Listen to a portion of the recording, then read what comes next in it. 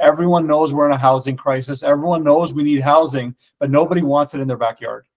And so, with that one truth, how do we move forward? Vancouver is maybe the biggest housing affordability disaster in North America, at least when you consider that incomes are lower than U.S. cities like Seattle, San Francisco, and New York. Buying an average home takes up more than 100% of the median household income, which is less affordable than any Canadian city has ever been, according to one of the major banks. Buying a home is limited to a select few high-income earners or people with generational wealth. Other cities in British Columbia, like Victoria and Kelowna, have pretty big housing problems of their own.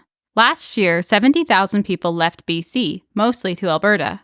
A housing crisis this bad deserves a serious response.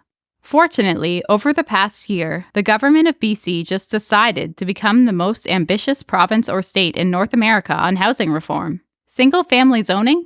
Gone. Municipalities are required to allow multiplexes everywhere, with 3 to 6 units based on the lot in proximity to a bus stop. Transit hubs?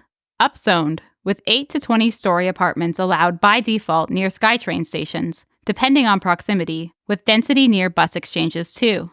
Public hearings on new developments? Eliminated for projects that are consistent with a municipality's official community plan.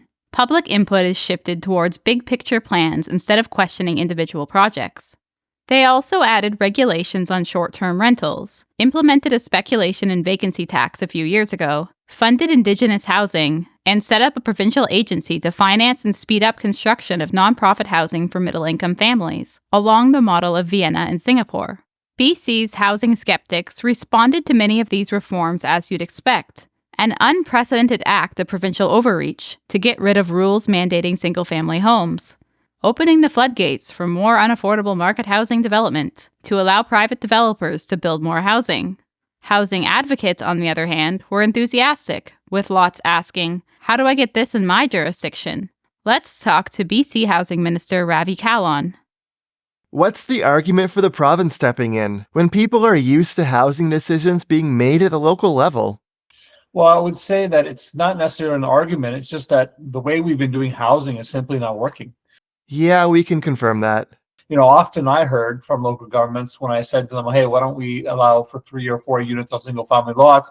They say, hey, well, we're looking to do this, but every time I do this, my neighbors or the people who live in my neighborhood said, well, why are we doing it? Why are the others not doing it? Why do we have to take growth on and nobody else has to? That point is important. Even a sympathetic politician or citizen who's happy to welcome their fair share of housing might be hesitant to go full-on YIMBY in their neighborhood or their city, if it means taking on an unnatural amount of change due to other places shirking their responsibility. Handling housing at a higher level, like the province, means that we can all sign up for new housing at the same time to both spread the housing around, but also reach a scale of new construction that can actually move the needle on the housing shortage. It's a coordination problem, and the reality is I got a lot of respect for people who serve in local government, but all they hear is the voice of people who are already in the community who have homes that perhaps want to protect their home or their investment or don't want it to change. And who's speaking for the people who don't have housing, who don't have time to come to public hearings, who are busy working? In designing their reforms, they learned lessons from other jurisdictions in North America, plus some international housing successes. We're looking carefully at what California has been doing. I met with Scott Wiener, the senator from San Fran, looking at Oregon, looking at Washington State, Minnesota. So there's a lot of good examples in North America. We're also investing in middle-income housing, learning from Vienna, learning from Singapore. Using government lands to build housing for middle-income earners. So why exactly has BC been more ambitious than other jurisdictions in the US and Canada? It helps having a lot of young elected officials. Many of us, the Premier in particular, many of our peers can't own a home, are renting, are struggling to find places. And when you live in an environment where you're surrounded by people who are struggling for housing, I think that actually drives you to make the changes that have been, I think, long overdue. One of the biggest challenges with province-level reforms is that municipalities often fight them with extra rules related to parking or yard space or who's allowed to live in the new housing. These poison pills leave the new housing technically legal, but in practice difficult to build. Well, we are not naive to believe that there will not be some new roadblocks being put in place, but we tried to address that in the legislation's pieces that we brought forward. For example, when we said we're going to allow 3 or 4 units or 6 where there's frequent transit areas on single-family lots, we released a site standard document that addressed parking, addressed heights, addressed setbacks. And we did that because local governments have till June 1st to change their community plans, to change their zoning to allow this type of housing. And if they don't, our site standard will be their site standard. So we put those pieces in place to ensure there was a backstop, that anyone that doesn't make the changes knows that change is coming, and our rules will be their rules. So they're heavily encouraging municipalities to adopt rules that make new housing actually feasible to build. So, and if they don't, what they're going to start seeing is proponents, not-for-profits or for-profit developers or builders are going to start challenging their OCPs and their bylaws in court, and they will have our legislation as a backstop. One thing that comes to mind is Vancouver's multiplex policy.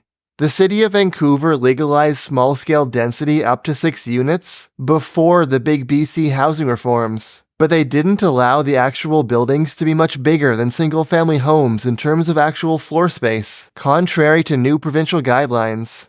That makes them less practical to build, even if technically they're legal. Well, I met with the mayor and shared with him that it is certainly my expectation that Vancouver will align to our site standards and maybe even go beyond that, because there's real opportunities for us to build housing in Vancouver in particular, and our goal was to raise the floor but not set the ceiling. If there's one gap or weakness in BC's housing reforms, it's that the large-scale density is limited to transit stations. Places like Vancouver's west side are left out because they don't have a SkyTrain, but there's still an easy 30-minute bike or bus ride to downtown. Should those areas get less density than a SkyTrain station in Surrey that's 45 minutes from downtown? Same thing with other parts of the province where the transit-oriented upzoning applies to bus exchanges, many of which are out by highways, closer to institutional areas like hospitals and universities. Upzoning here is still good, but it misses a whole lot of potential closer to downtown. Well, we need housing in both those areas. If you look at the island, yeah, you're right. Some of those bus depots are near hospitals and universities, but that's exactly where you want the housing. We have a challenge, not enough healthcare workers. They can't afford to live in our communities. And so if you have housing close to their places of work, that's a positive thing. But I get your point, and I do agree with you that there are some communities that should be going beyond that. And looking at more housing to be allowed in the West End is a good example. What we were trying to do was bring legislation in that would have a provincial reach. It's very difficult. It's very challenging to get into each community by community, neighborhood by neighborhood. But by doing what we've done now, we've raised the bar, raised the floor across the province. So these reforms are meant to be the first steps, not the whole picture. This was not a one and done conversation. We're starting the conversation, maybe in a big way, and we have a lot more work to do. Just about transit-oriented upzoning, though, does tying density to transit potentially cause neighborhood groups to fight against transit for fear of having more housing too? This is not a new concept. This is a concept that we've been battling with for a long time in many communities. But now those very same communities are like, what would be great is if we had that conversation about transit again, because people can't get around, and more people can't afford to have a car or multiple cars in their homes. And so I think now the time is right to think about what is sustainable development look like. If we get to that stage where communities are saying, hey, we don't want transit because it means housing, hey, there's enough communities that want transit for our investments to go to, and we'll focus there. One of the most interesting reforms BC is looking into is allowing point access blocks, apartment buildings with one central staircase instead of a long corridor, which allow for more flexible and livable layouts. including more family-sized apartments. This is something that housing wonks find really exciting. Watch Yutei's video on the topic if you haven't already. But what's the timeline on this reform? Yeah, we went through an RFP process. We've hired a consultant, an engineering firm that is working right now with our fire officials. I'm hoping within a few months that we'll have some recommendations that we'll be able to make public. And by the end of the year, I'm hoping that this will be done so that people can start building up to possibly 8 stories. That's what we've put in within our contract. So we're potentially seeing reforms and point access blocks up to 8 stories by the end of the year, 2024, and they're hoping other jurisdictions will learn from BC here. But I think this is going to be game-changing, in particular around transit-oriented development areas. Less property assembly, more 3-bedroom units. And what we have committed to doing is that when we're ready to move forward, we'll make it public and we'll share any knowledge and research we have so that other provinces can benefit from as well. Something we wondered though, these designs are common in Europe and Asia, but if architects and developers here don't have experience with them, is there a worry that uptake might be low? We'll get there. I'm not worried about it. I think we just need to unlock the potential first. They're also hoping to create standardized designs that developers can follow. But my goal is that if we get to a place where we can have these types of buildings be built, that there also be set designs for this in the future, so that yes, you can have architects innovate and create beautiful designs, which I know they will, or they'll be able to take things off the shelf. If we're talking about housing and transit, one thing that successful transit cities like Hong Kong do is integrate transit and property development. Is that something BC would consider for TransLink, Metro Vancouver's transit authority? It's happening. We Okay. have a law in place in British Columbia for as long as I can remember that said the province cannot buy more land than is necessary for the transit itself. Now, I don't know who decided that was a good idea, but it's awful. We changed that law last year.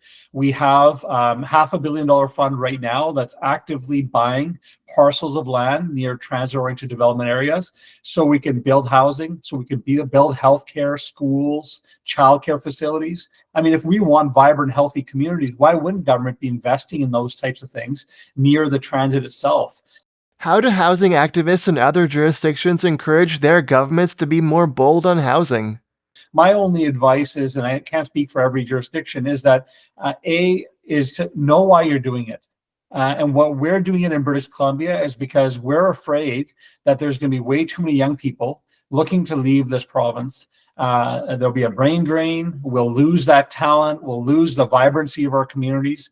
And, people sometimes in my community, I'll give you an example. When we launched our housing plan, I was knocking on doors in my community and I had a gentleman say to me, hey, I understand why you're doing it. I've lived here for 40 years. I just want you to know I love my community and I don't want it to change, but I get why you're doing it.